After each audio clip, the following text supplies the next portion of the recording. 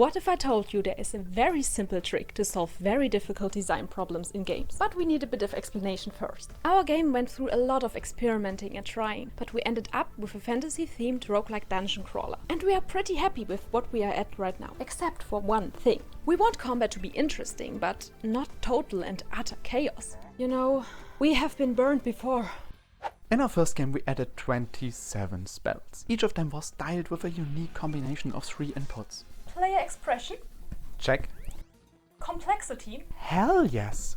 Playable by a human being. No, not at all.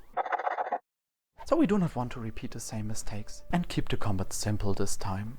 In the current version the player only has a single spell and a dash. Both are pretty varied and somewhat complex, so we thought we might just be done on that front. But after a bunch of playtesting, well, these spells can get stale. Our core gameplay loop is clearing out these modules. You walk through them, they get randomly placed, you kill everything inside. Your decisions are basically what to kill, how to kill it, and how to dodge. And our dodging game is pretty varied. Enemies have different patterns, you have different defensive mechanics. Offensively you have 2 buttons with separate cooldowns, so the most effective thing is just use them both on cooldown.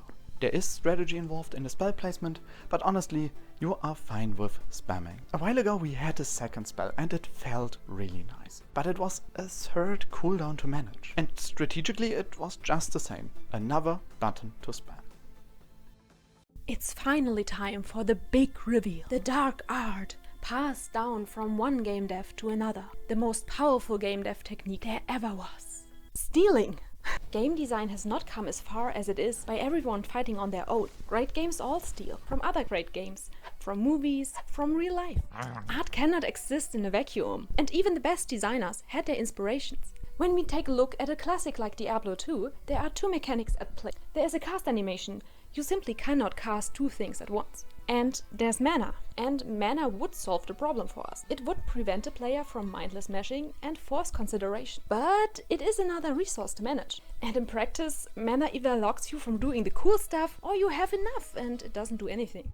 And plenty of games do fine without mana. Just look at Hades. You have a basic attack, a special attack, a dash, and a cast. Both attacks are usable whenever you want. No cooldown, no mana cost. The dash technically has a cooldown, but it's so small. And the cast cooldown goes down to 3 seconds after a bit of meta progression. And this is so genius. When the cooldown is so small, you don't need a visual indicator. It is just expected to be ready. The only cooldown you need effort to trace is the cast. And 3 seconds is short enough to get an intuition for that. But having everything ready all the time can only work when each tool is very specific. So take the sword for example. The attack does massive damage, but it is short range, while the special does high range AoE damage. These options can coexist because they are so different. So Hades' solution is pretty close to what we want, so let's steal. Hey, free money. Whoops. We have a basic attack with a low cooldown, and we also have a dash, and we want more variety. So we decided to try out what an additional charge attack would feel like.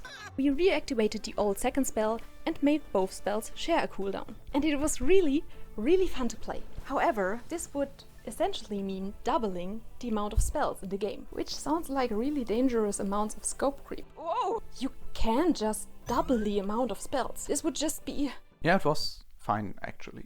We had the idea Wednesday evening after work and we found a hacked solution by just activating 2 spells at once. We added the charge state just the day after and a big fireball to complement the small fireball. We were surprised this was going so fast. The following days we were able to do some code cleanup and squeeze in 2 to 3 different spells per day. The charge options were so easy to design because we already had a spell to base them on. We just needed to playtest the spell, find gaps in the moveset and fill them with the charge option. Spell is single target, add AoE charge. Spell is AoE, add single target charge. Spell is short range, add high range charge. Spell is high range, add short range charge. We added a charge phase where the player stands in place. This was great for anticipation and made the spell a bit more strategic to use. The small spell is more spammable now and it's pretty fun to have a non-committal option. And we even found an accidental bit of movement tag. You can cancel the charge animation by dashing. This allows you to place the charge spell and you can even move afterwards. Suddenly the decision making became much more varied. The player can always decide between the small option and the charged one, based on the amount of enemies and how they are placed. And then there's the additional decision to dash cancel your charge animation. Taste the rainbow!